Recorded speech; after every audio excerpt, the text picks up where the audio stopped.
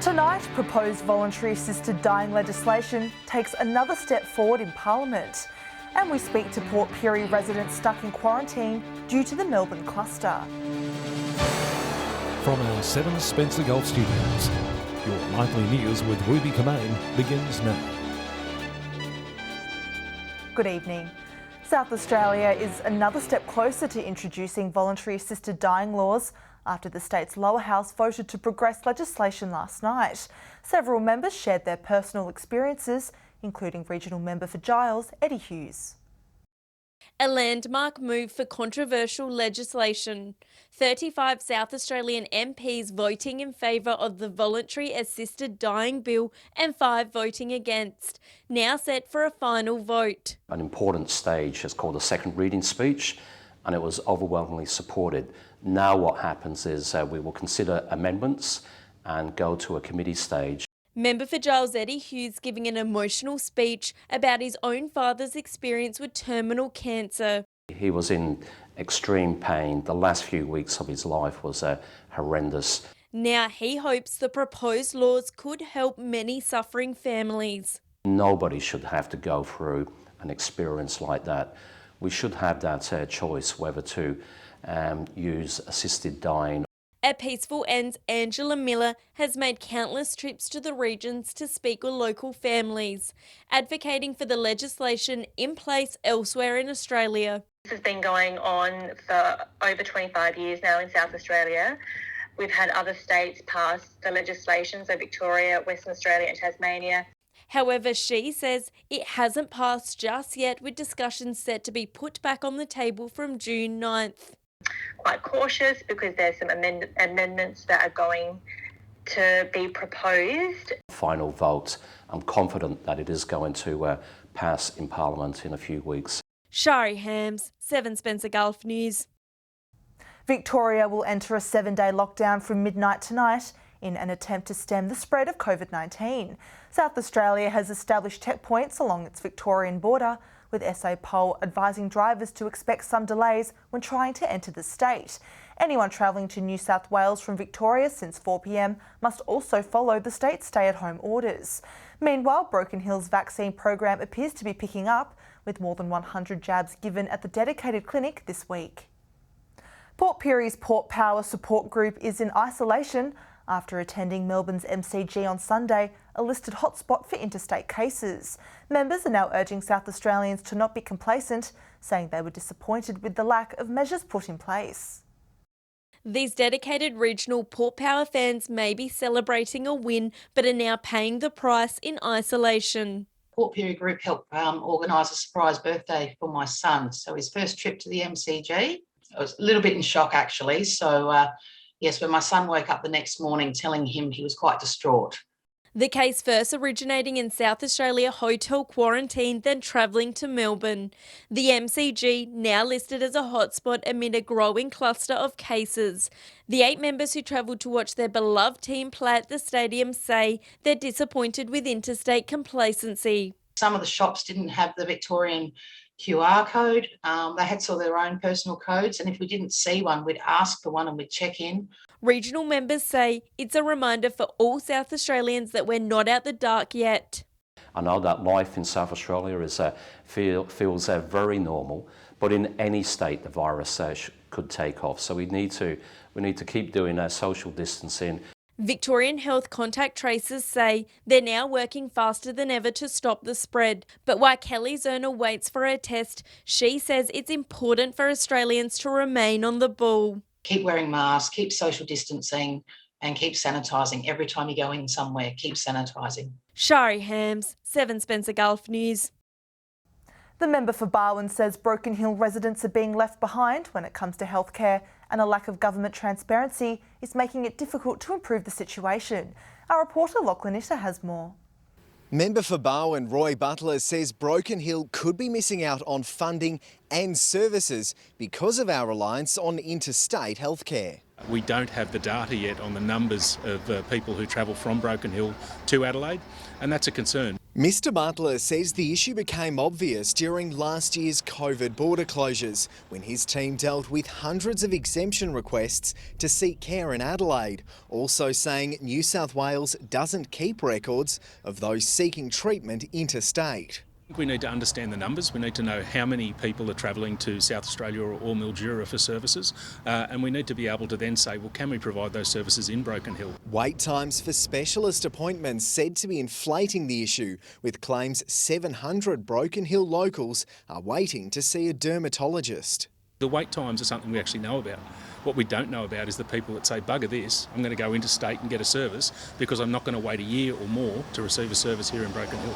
The MP has requested information from South Australia, but says it's data New South Wales should already have. What we'll do with that information is then go back to New South Wales Health Minister and say, hey, there is really a case to put more services on the ground in Broken Hill to save these people having to travel interstate. We contacted the office of the Health Minister. No response has been received. Still to come tonight, the warning to motorists to take care on wet, slippery roads this winter. And the Port Augusta School receives some high-tech equipment to boost learning.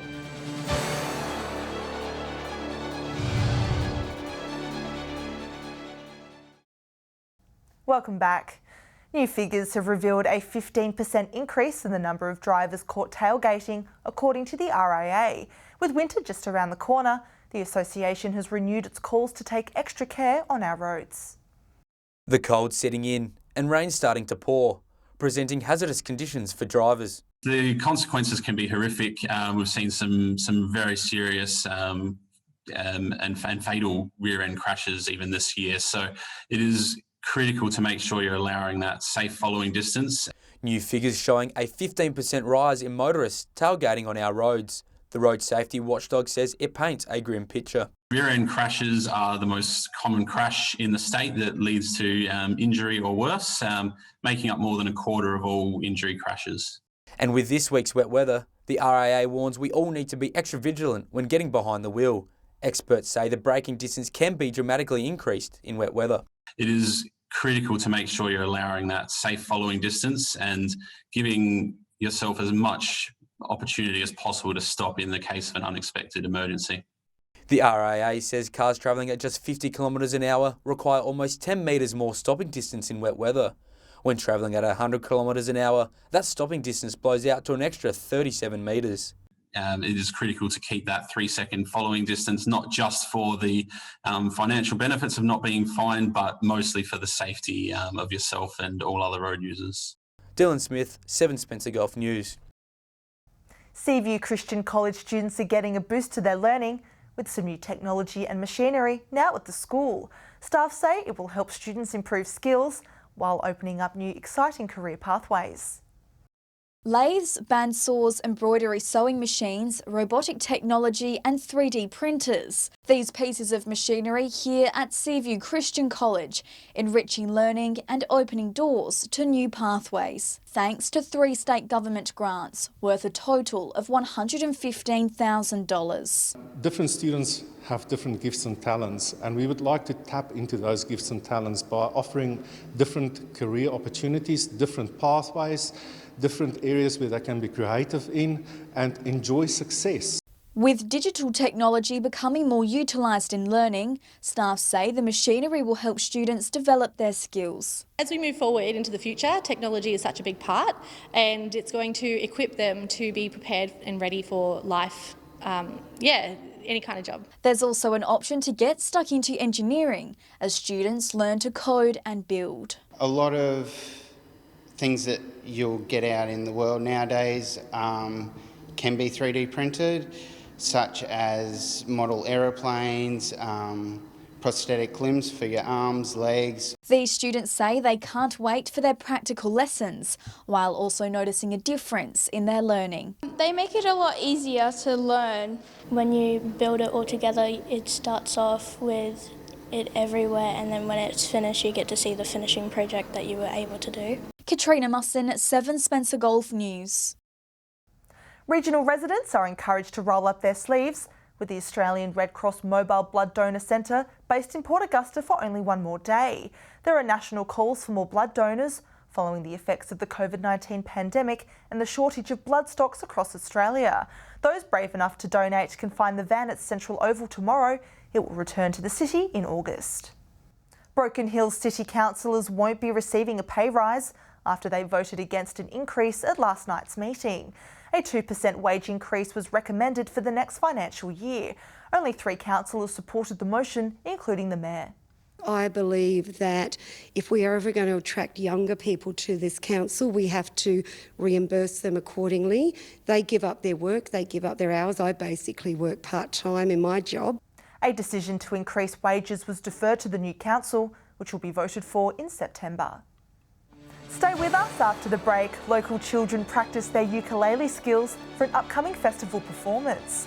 And never before seen rooms open to the public at Port Lincoln's Heritage Railway Museum.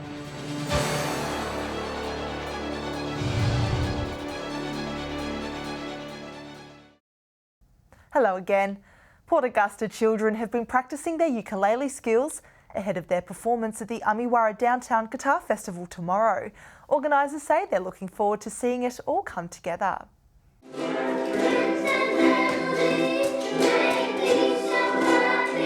For these young musicians, 6 weeks of practicing an original song will be put on the stage tomorrow for the opening of the Amiwara Downtown Guitar Festival. We made up our own song with our own lyrics that went very good, and we figured out the chords to how to play them. It will be nice for people to know what we've been learning.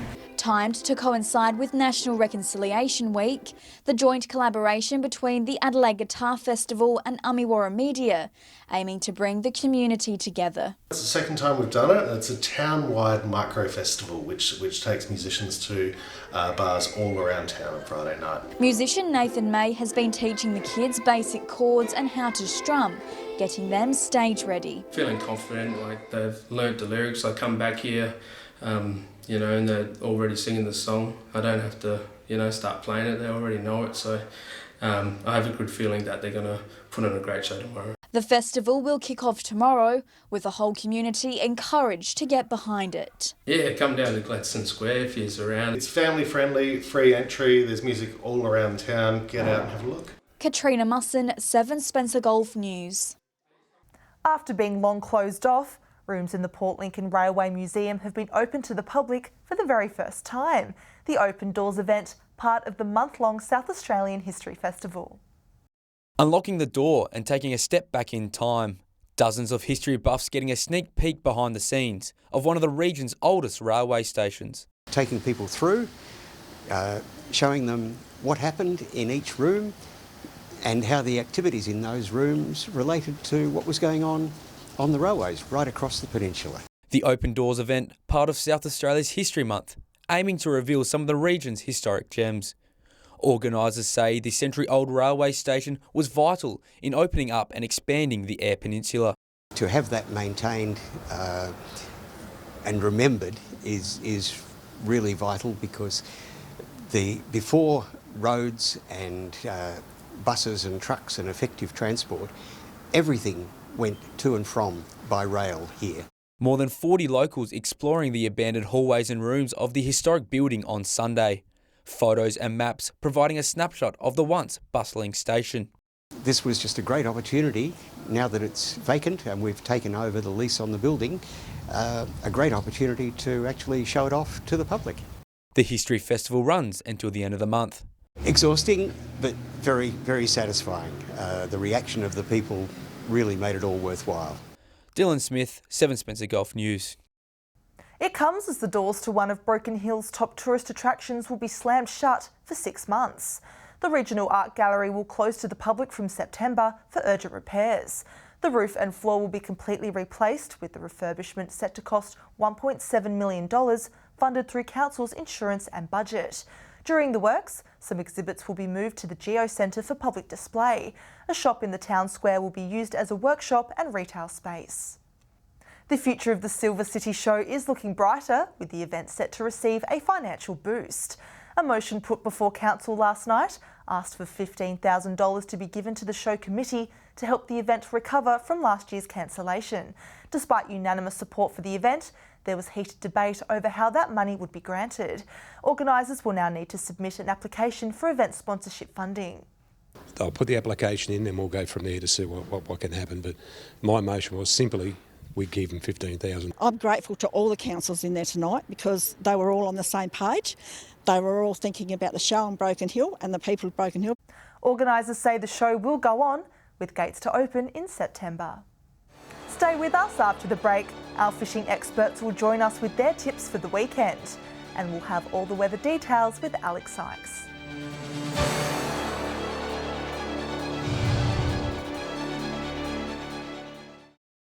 Welcome back. Let's see what will be biting out in the Gulf waters this weekend. Here are our fishing experts with their tips. Welcome another week around the Gulf Fishing Tips from Port Pirie. By gosh, we've been letting you know there's fish coming upon us right now. But King George whiting at 45 centimetres from Checker Buoy to Eastern Shoal to the top end of Port Davis. Barrows Beach has been turning on its last chance of yellowfin whiting, so have a crack at those. Don't forget, wherever you pull up, put a squid jig over because there's plenty of them around the place as well. The weekend weather will be fine, so it's a great opportunity. So whatever you're doing, drop it, put the boat in the water, go down the beach and take your kid fishing. You'll have a great time. We'll see you next week. G'day and welcome to this week's Fishing Tips from Port Augusta to Jewel of the North. Well, some beautiful weather at the moment. It's really calming off. There's a lot of garfish around at the moment, so try a nice moonless night, although the moon hasn't been that small this week. But if you do get a chance to go out dabbing for garfish, there's lots of whiting around at the moment. The best catches are coming up around the first shack area, so they're a little bit north, but the slime showed up as well. Although it did show up early, but it's disappeared, but now it's just starting to rear its head again. There are a lot of puffer fish hammering the baits for whiting as well. A few people getting the odd catch of bycatch of flathead and also the odd flounder as well. That's all we have from the Jewel of the North. Hi, Whalers Fishing Tips this week. The local marina has been producing some really good numbers and large size silver whiting. Best areas to work have been just on the inside of the marina, up on the sandy edges. Also along the foreshore, there's been some nice silver whiting coming in. It has been a bit hit and miss, but a few coming in. Local jetty holding good numbers of squid late in the afternoon. For the boat anglers, down towards Mount Young, again, really nice numbers of squid. Most people hitting their targets. And some nice King George whiting starting to come from the Eastern Shoal grounds. G'day and welcome to Fishing Tips in Port Lincoln. Well, the squid have been going really well lately. Fairly good size for the boaties and smaller squid for those fishing land-based. Moving into Proper Bay, there's been a school of salmon working down along the southern side, especially towards the National Park. Down the passage, there's been some tuna spotted around Thistle Island. They've been a bit flighty, but interesting to know there's still fish there.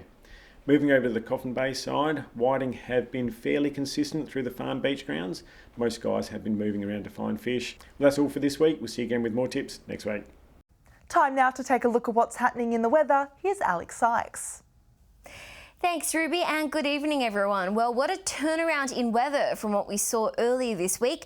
Partly cloudy across the region today, but Broken Hill and Cooper Pedy enjoyed some sunny conditions. From 3 p.m, Broken Hill was 16, Woodner got to a top of 18, and Clare was a high of 15. Looking further out across the region now, Port Augusta and Cooper Pedy both 18 degrees. Whyalla, Port Lincoln, Port Pirie, Adelaide, Kadina and Cleve were all a max of 17 degrees. Taking a look at the satellite image now, low cloud crossing the southeast in easing southwesterly winds is triggering some showers, mainly in the far southeast. High cloud skimming into western parts is not causing any rain. Skies are otherwise mostly clear across the interior with a broad high and dry air mass. Moving on to tomorrow's weather outlook now, and we'll start with the Gulf waters. South to southwesterly winds about 10 knots, seas below 1 metre, and south to southwesterly swell around 1 metre, but could increase to 2 later on. To tomorrow's temperatures now, Port Lincoln and Woodner both partly cloudy and a top of 19 degrees. Similar conditions in Cleve, 17. Whyalla and Kadina both 18 degrees. Port Augusta set to reach a high of 19. Port Pirie partly cloudy and 20 degrees. Clare will reach 15 degrees, and it's set to be a degree warmer in Broken Hill, 16 degrees there. Taking a look at that all-important weekend forecast now. Sunny conditions forecast for Cooper Pedy on Saturday, partly cloudy elsewhere. 19 will be the warmest the region will get to. Port Augusta and Port Pirie Broken Hill will get to a high of just 14. And heating up on Sunday slightly, sunny conditions forecast for Broken Hill, Port Pirie, Kadina, Whyalla, Woodner, Port Augusta and Adelaide. Partly cloudy in Cooper Pedy and Port Lincoln. 19 will be the region's high, while 16 will be the low. And taking a look at next week's forecast, partly cloudy conditions forecast across the Gulf on Monday. Cooper Pedy will get to a high of 20 degrees. Port Lincoln, Port Augusta, Whyalla and Port Pirie will reach 19 degrees. Broken Hill will get to a high of 17. And if you're heading to Adelaide, it's set to reach a high of 18 degrees there. Some mild but beautiful weather is in store for the next few days, and that's all the weather from me for tonight. It's back to you, Ruby. Lovely, thanks for that, Alex. And that's the local news this Thursday evening. Thanks for joining us. I'll have updates later. Until then, enjoy your evening, and we'll see you tomorrow with more local news. Good night.